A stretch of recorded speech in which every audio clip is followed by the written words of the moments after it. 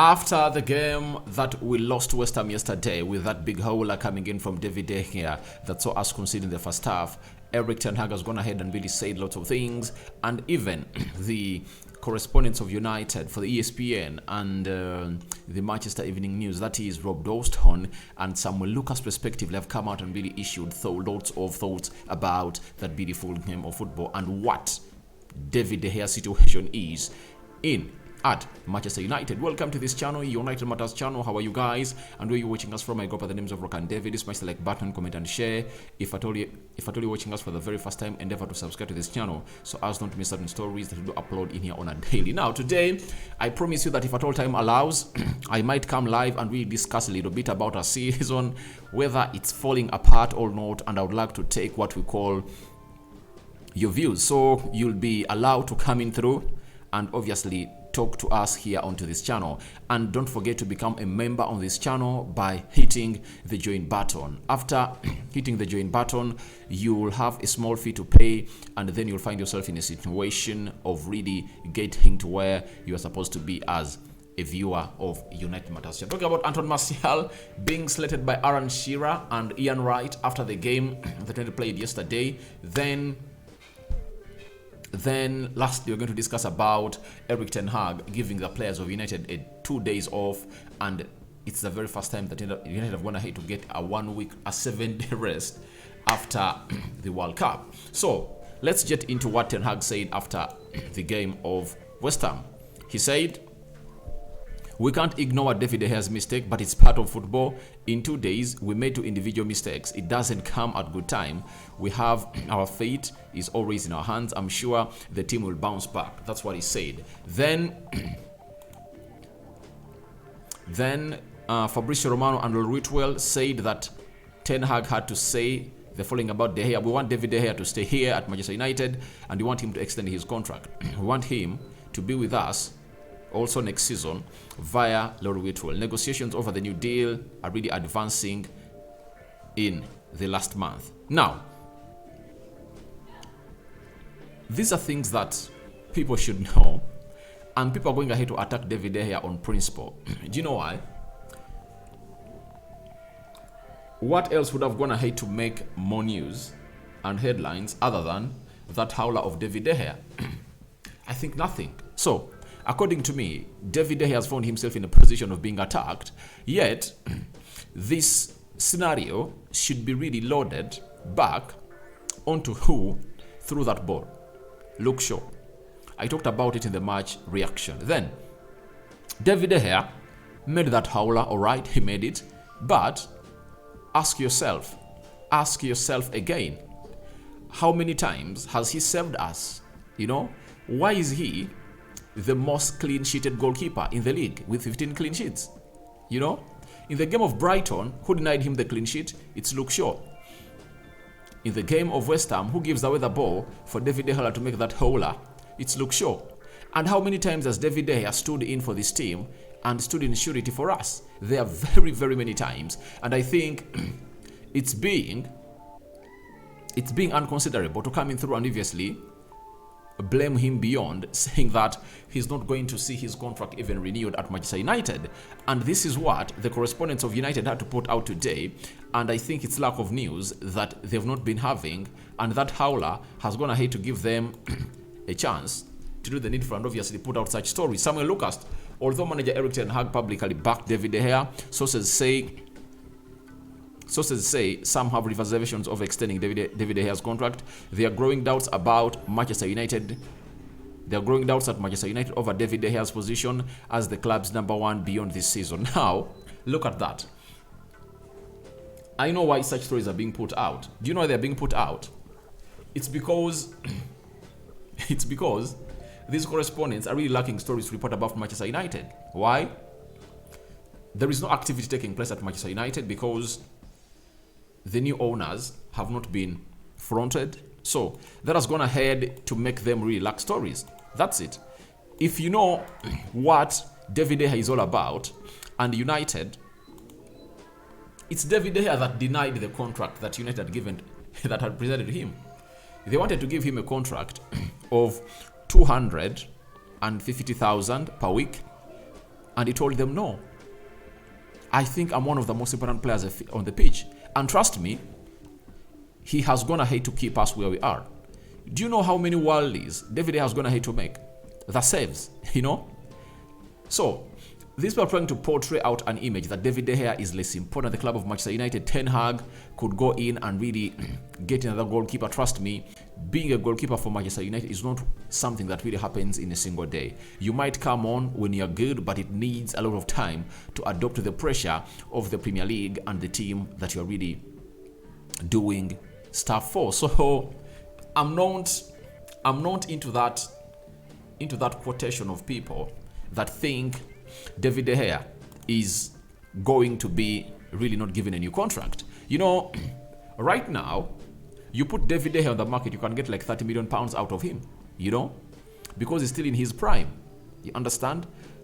And can United afford to lose another goalkeeper on a free and maybe see him go and then save themselves from paying him like 300,000 pounds a week? I don't think they're in that position. And if I told you lose David De Gea, this is where I don't really agree with Samuel Lucas. You lose David De Gea, you need to get in 2 goalkeepers. You understand? If you keep David De Gea, you need to get in 1 goalkeeper. So that is where I disagree with Samuel Lucas about not giving David De Gea a new contract. Trust me, they are fighting hard to give him a new contract, because if you lose David De Gea, that means you have to go on and really sign a world-class goalkeeper at close to 50 million pounds or 60.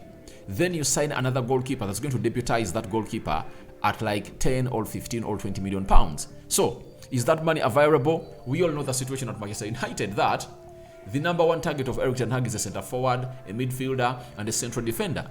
Those are the 3 players that he has gone ahead to put focus onto this season. And if at all you're looking at those players and how much they might cost, each player might not go below 50 million pounds. That is close to 150 million pounds.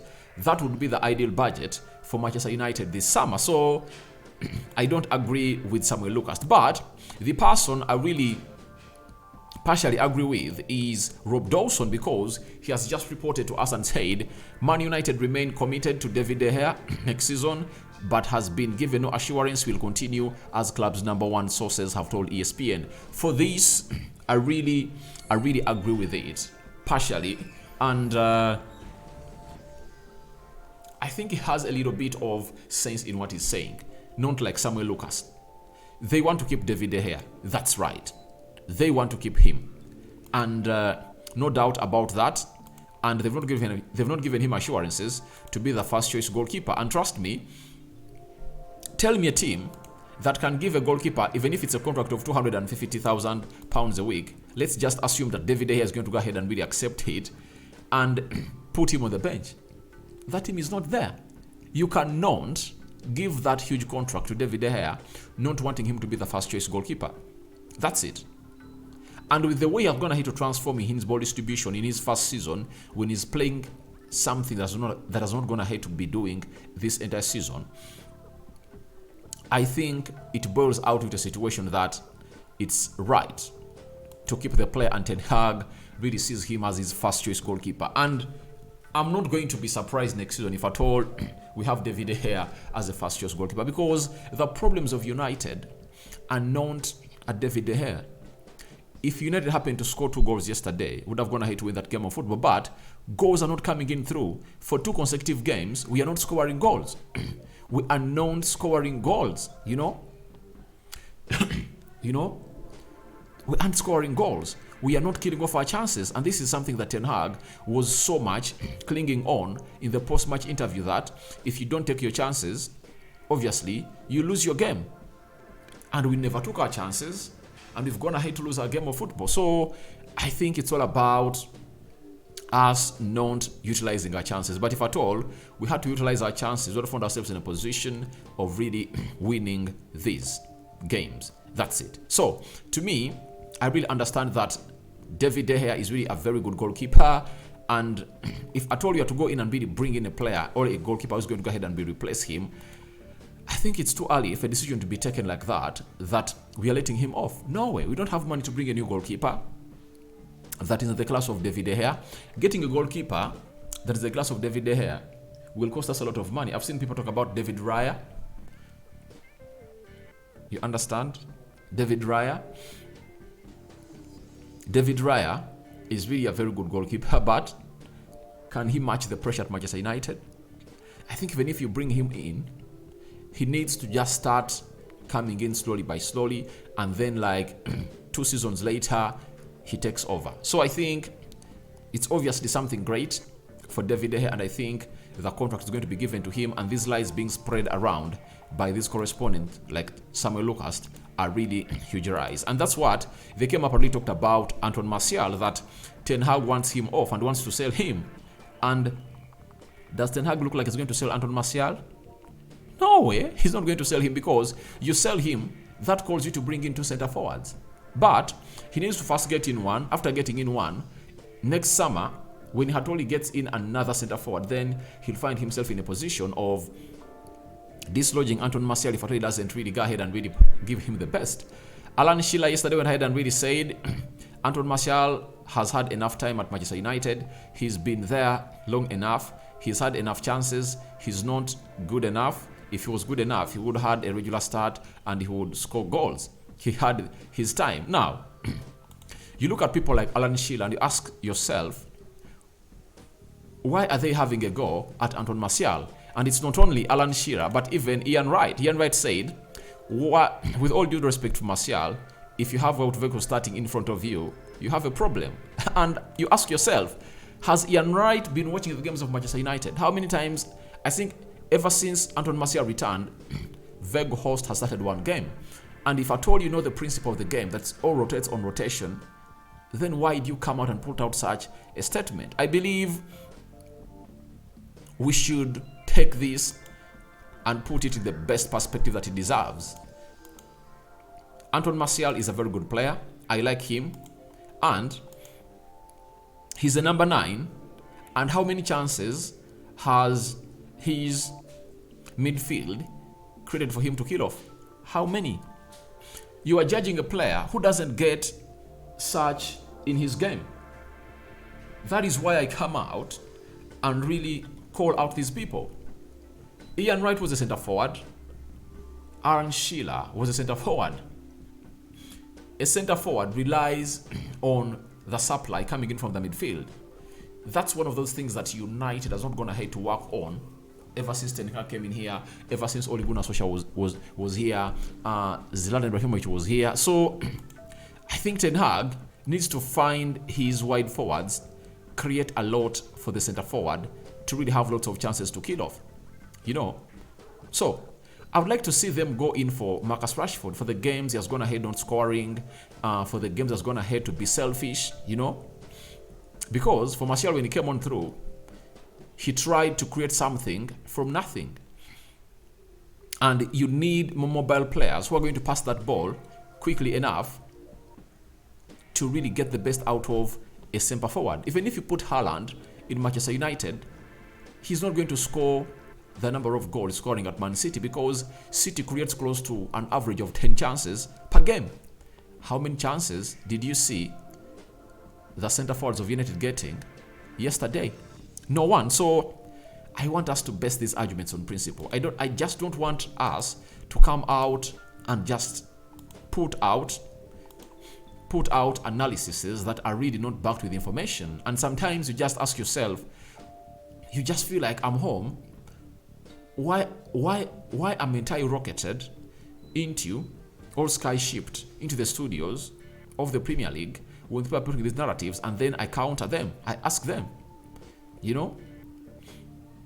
You don't blame a center forward when he's not getting chances. You blame a center forward when he's missing out on chances. How many chances did Martial get? How many chances has Martial gotten this entire season? So for Alan Shearer, the chances has been given. Why didn't you say the same thing on Marcus Rashford last season? You know? It's all written over that Anton Martial has been injured, and we know how we look better when you're with him. But look at the entire team. The entire team, for the previous 2 games, we've been struggling to score goals. Even when Martial is out, Rashford has getting chances. He's not scoring. Anthony, Bruno Fernandes, Eriksson, they're getting chances, and they're not killing them off. and you still take the blame to Anton Martial, who came on and played only like 25 minutes. Yet players played 90 minutes and had nothing to showcase like Marcus Rashford for the entire 90 minutes. I really hate the biased media of the English Premier League. And that has costed their teams and their players. The way they are really hailing Bukayo Saka a month back, that is the most important player at Arsenal, he should win the best player award of the league. I asked, do these people see what we see? Do we watch the same games? There is no way you get Bukayo Saka in any way ahead of Martin Odegaard. The consistency, the way he really raises up to the occasion. You understand? So, the biased media of England is really one of those things that we have to go ahead and really attack, because here at social media, we are not scripted. We come out with our heads. Eric Ten Hag has given Manchester United players day offs, and we've been told by Lord Whitwell that Man United players are due back on Wednesday in preparation for Wolves. Ten Hag has given them 2 days off, and it was really required because ever since the World Cup ended, we had not gotten a day of playing one game per week, and this time around the 7 days have been granted to Manchester United, and Ten Hag has told them Monday, Tuesday, day offs, and I think they're going to use these days very well to recharge, and I expect a different United in these remaining games, because we need to come out and really put out a statement as Manchester United these remaining 4 games, because I think we can win these games. You can't tell me that if the players are going to rest for because we are not going to see this team play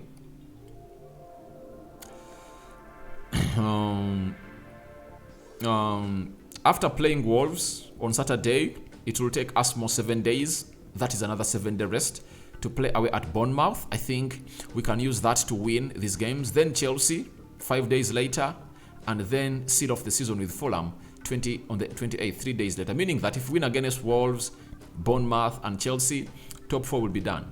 Top 4 will be done and dusted. That's what I really believe. So I think this rest is going to help these players of United to really get back to their levels that we know them about. Your reactions onto David De Gea's position in danger at Manchester United are welcome in the comment section below. What are your thoughts about Anton Martial being attacked by Ian Wright and Alan Shearer? I know it's going to leave divided opinion, and the players getting a 2-day off for the very first time since the World Cup came to a cease. I cover you all in the precious blood of Jesus Christ. Rock and David remains my name. I'm out.